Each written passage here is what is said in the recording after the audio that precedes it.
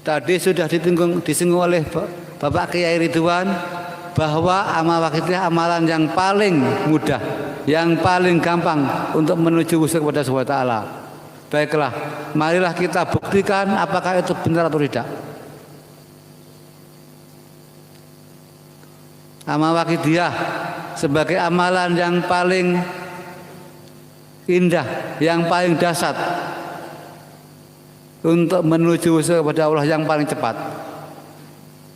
Untuk membuktikan benar atau tidak, marilah kita lihat dulu apa yang dimaksud salat wakidiyah. Nama itu dari mana? Dan amal wakidiyah diambil dari mana? Kita merujuk kepada beliau sang mu'alif mengenai sejarah terciptanya salat wakidiyah. Sekitar tahun 1961 itu beliau mimpi ketemu Kanjeng Nabi Shallallahu Alaihi Wasallam. Kemudian beliau disuruh membenahi umat. Saat itu umat masyarakat sedang mengalami dekadensi moral, kebejatan, dan pada waktu itu kalau nggak salah dikatakan jahiliyah modern. Jahiliyah modern, jahiliyah yang sudah modern, sesuai dengan perkembangan ilmu pengetahuan. Beliau tidak sanggup karena beliau merasa tidak mampu. Beberapa bulan kemudian ditemui lagi secara gaib oleh Kanjeng Nabi Muhammad SAW. Beliau tetap disuruh membenahi umat, membenahi moral, membenahi keimanan manusia yang kala itu sedang bejat dosa keimanannya.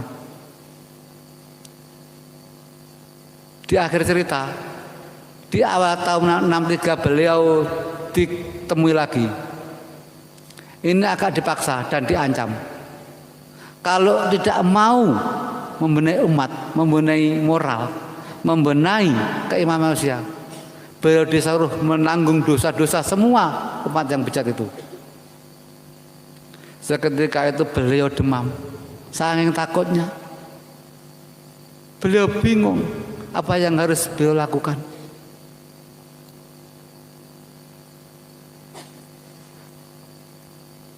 Beliau sangat bingung. Akhirnya beliau mencari inisiatif. Beliau membaca semua amalan yang beliau hafal. Karena beliau tidak pernah mondok sama sekali. Beliau mondok di Mojosari, pulang, disuruh pulang sama kiainya. Mondok dan disuruh pulang. Akhirnya yang terakhir di Mojosari Nganjuk, beliau itu disuruh kiainya pulang. Gus, saya ini jenengan ngaji dengan abai kiambak. Beliau terkenal tidak pernah mondok.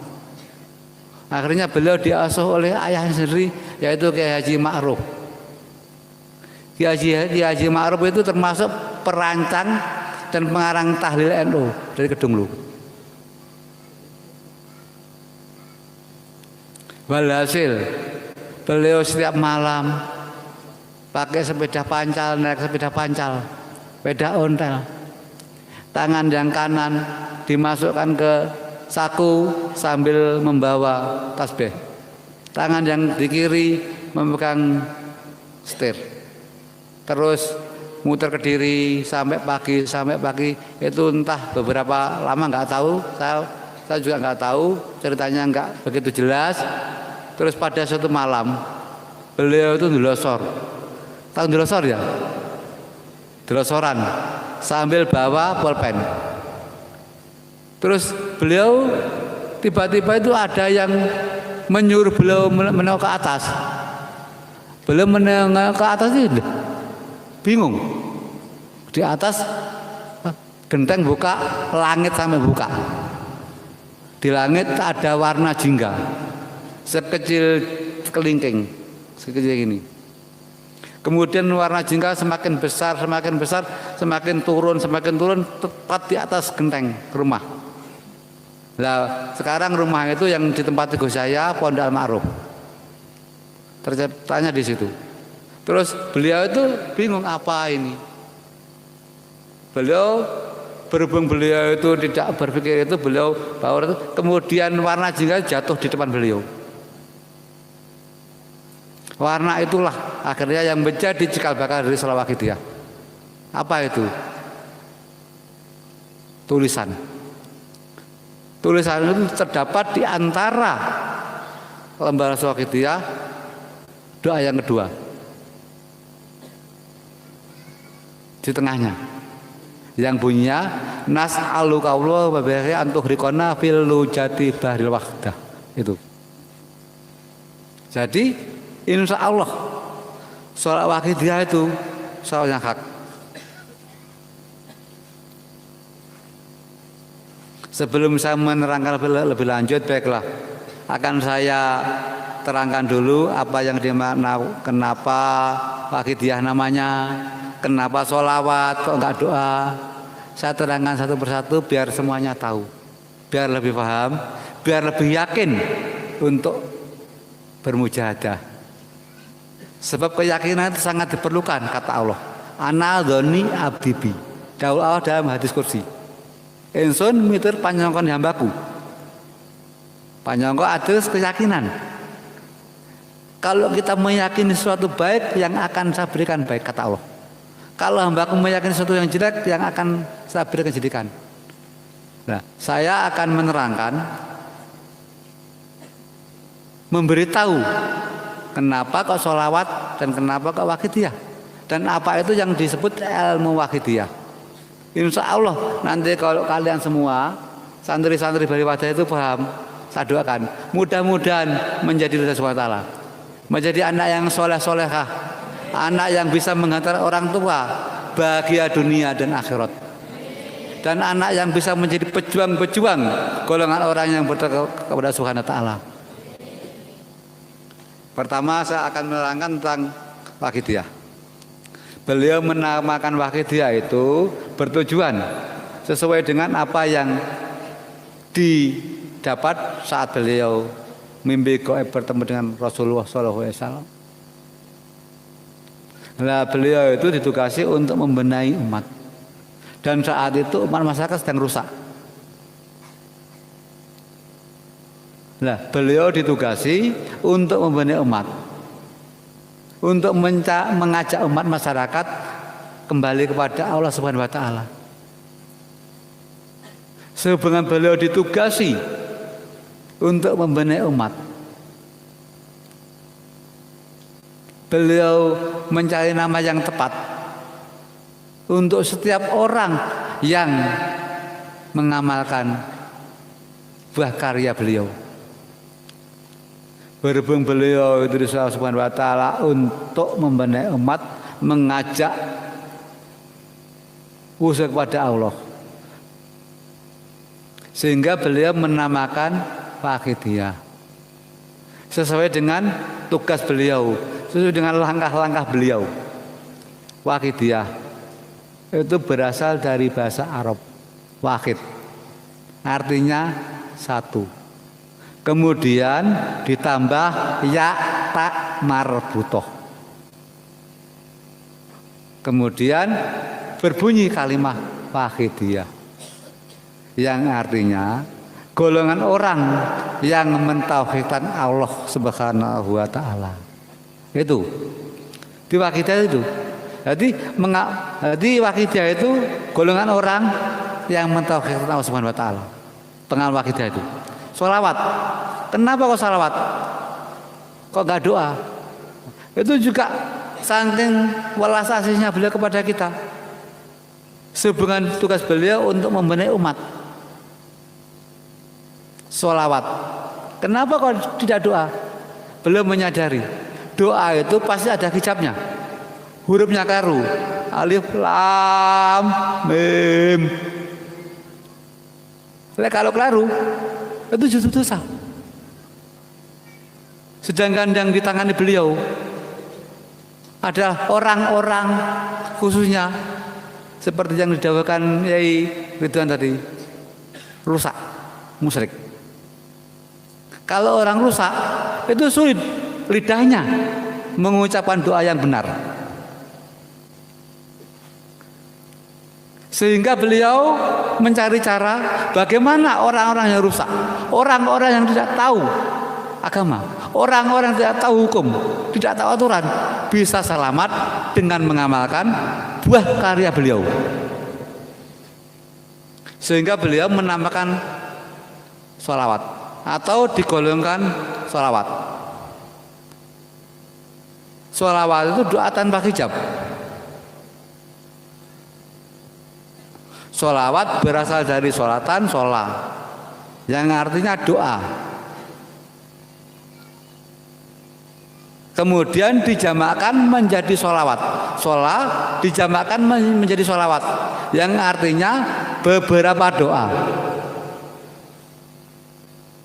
Terus kalau digabung sholawat dan wahidiyah menjadi sholawat wahidiyah, yang artinya doa tanpa hijab dari golongan orang yang mentauhidkan Allah Subhanahu wa taala.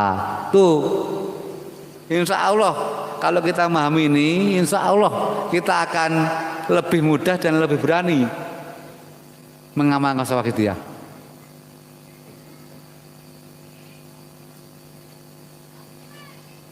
Terus sholawat sendiri ada berapa jenis? Kalau macamnya ribuan.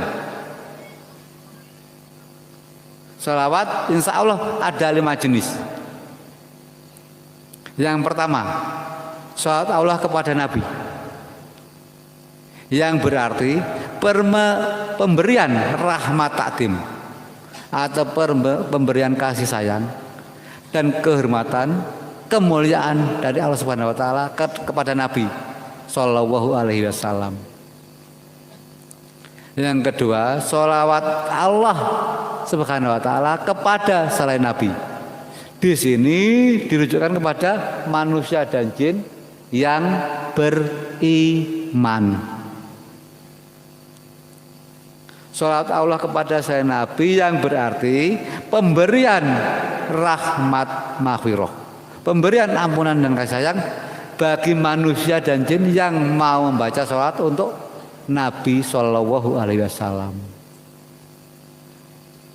Terus yang ketiga, sholawat malaikat kepada Nabi. Di sini diartikan permohonan kemuliaan dan kasih sayang atau rahmat adim dari Allah Subhanahu wa taala kepada Nabi. Yang keempat, sholat malaikat kepada selain Nabi, ya, yang berarti permohonan maghfirah, ampunan dan rahmat kasih sayang dari malaikat kepada Allah untuk manusia dan jin yang beriman yang mau membaca sholawat untuk Nabi. Yang kelima itu sholawat kita, jin dan manusia yang beriman, yang berarti permohonan kasih sayang, permohonan keselamatan, permohonan kemuliaan kepada Allah yang ditujukan kepada Kanjeng Nabi besar Muhammad Shallallahu Alaihi Wasallam. Jadi sudah jelas. Lah kok Allah bersalawat? Jelas. Karena Rasulullah juga tidak, saya yakin santri-santriwan sini tidak asing lagi sabda Rasulullah.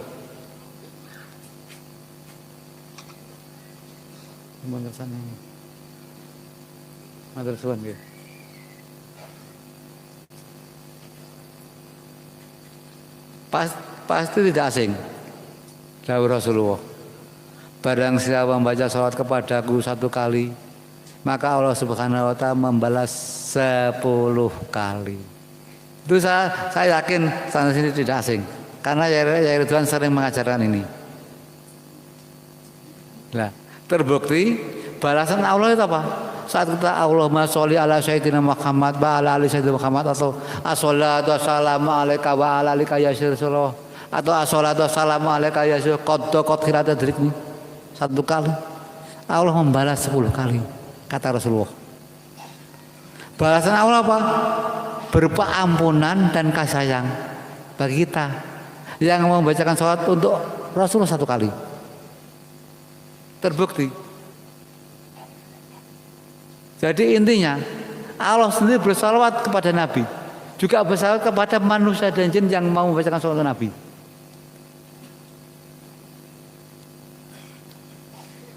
Oleh karenalah beliau Mbah Yai Mu'awiyah Waqidiyah hada zaman memberi kemudahan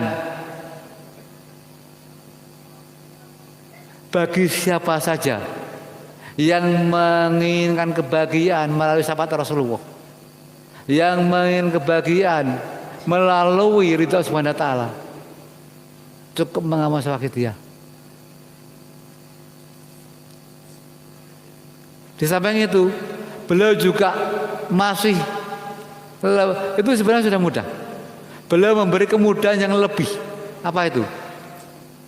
Di dalam perjuangan Waqidiyah tidak ada istilah guru dan murid. Itu karena apa? Saking welas aslinya beliau. Coba kalau di dalam perjuangan Waqidiyah ada istilah guru dan murid, berat. Adik-adikku, berat. Karena apa? Syarat sahnya jadi murid, apapun yang diminta guru harus dikasihkan. Murid harus bagian mayat hidup. Syarat sahnya jadi murid. Dan beliau, kok jadi guru, jadi murid pun saya tidak sanggup. Karena guru harus mengantarkan seorang kepada Subhanahu wa taala dan tanggung jawab dunia akhirat.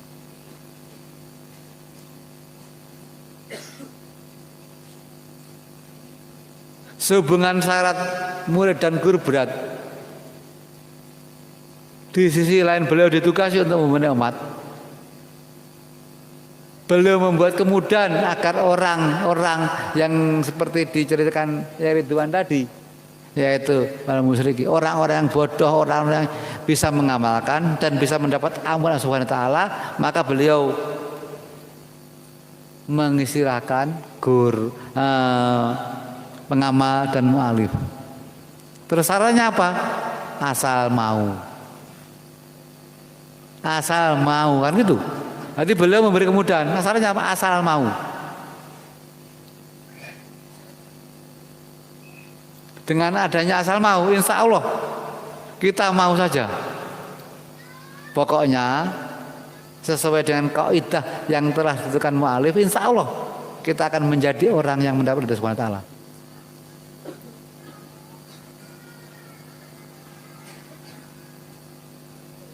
Bahkan tidak diminta syarat apa, asal mau.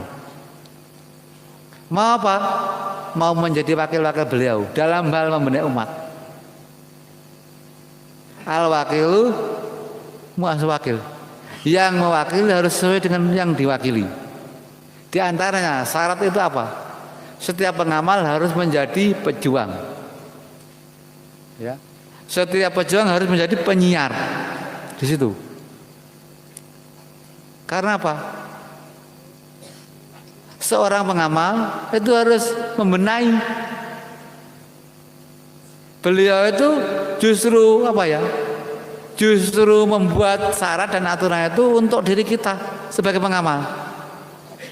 Kalau setiap pengamal diam, nggak berjuang, hanya untuk mengamalkan diri sendiri, itu kita itu ketok enak. Tapi justru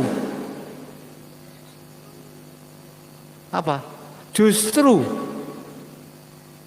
kita mengalami sengsara yang tiada habisnya bersamaan dengan sehubungan dengan sabda Rasulullah, ya.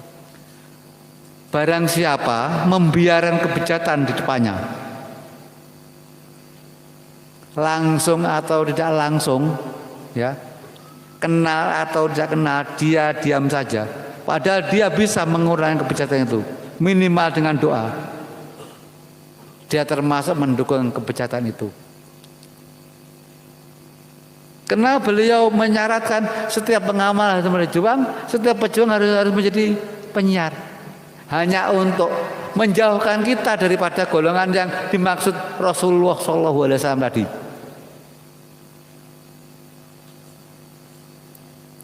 Alangkah indahnya, alangkah bahagianya jika kita mengikuti apa yang telah ditentukan beliau. Itu yang pertama. Yang kedua, beliau tidak mewajibkan setiap pengamal menjadi anggota organisasi. Tidak mewajibkan itu. Atau dalam suatu wadah. Yang jelas sehubungan dengan dahulu beliau. Waktu itu kubro terakhir sebelum beliau kondur secara lahiriah. Di dalam kubro wada beliau dawuh, nyuwun sewu sawakitah kula ijazahkan dumateng panjenengan sekalian. Ya. Panjenengan sekalian boleh mengijazahkan kepada orang lain mutlak tanpa izin siapapun. Seandainya panjenengan sekalian nemuaken lembaran wakidah dumateng tong sampah, panjenengan amalakan sah mawon tanpa izin siapapun. Berarti kita mengamalkan sholat dia tanpa ikut siapapun atau ikut siapapun tidak masalah. Tapi dengan syarat jangan bertentangan dengan koridor yang telah ditentukan sang mu'alif. Berat. Ya. Kalau kita bertentangan dengan apa yang ditentukan sang mu'alif, berat. Karena apa? Karena bimbingan rohani beliau. Jadi bimbingan rohani beliau itu tergantung kecil besarnya makabah kita terhadap beliau. Otomatis orang bermakabah, orang bercinta, menyintai beliau tidak mungkin melawan kaidah beliau.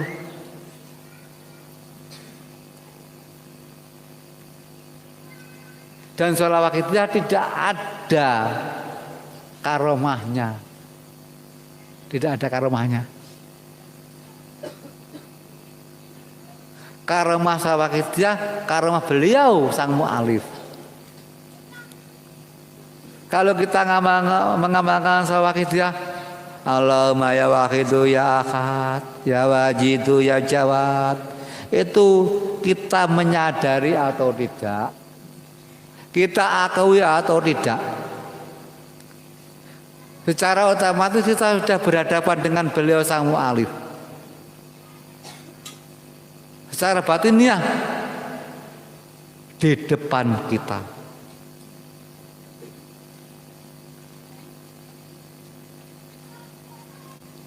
Terus kalau kita Allahumma ya wahidu ya ahad, ya wajidu ya jawad, sholli wa sallim wa barik ala sayyidina Muhammad wa ala ali sayyidina Muhammad wa kuilam khatin wa nafasim biadati ma'lumatillahi wa fuyudatihi wa amdati. Kita baca itu, otomatis beliau sudah ada di depan kita tanpa kita sadari.